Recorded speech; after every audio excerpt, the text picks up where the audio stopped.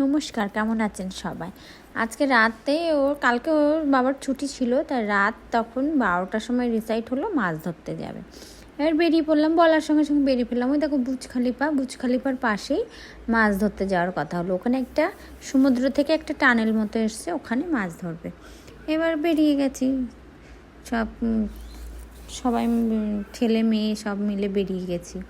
ওই দেখো অলমোস্ট এই যে পৌঁছে গেছি যে জায়গাটায় মাছ ধরা হবে। একটা নদীর মতো, সমুদ্র থেকে একটা খাল মতো এসছে, সেখানে ধরা হবে।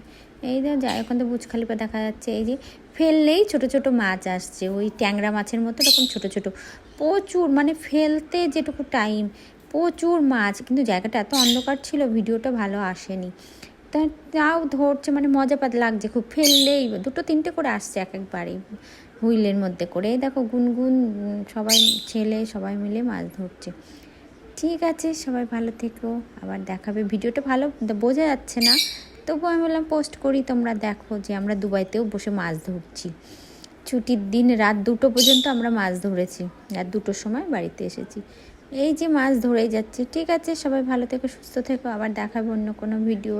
ওকে, বাই, টাটা। আরও অনেক লোকও ধরছে, অনেক লোক ছিল, কিন্তু জায়গাটা খুব অন্ধকার ছিল। ওকে, বাই, টাটা।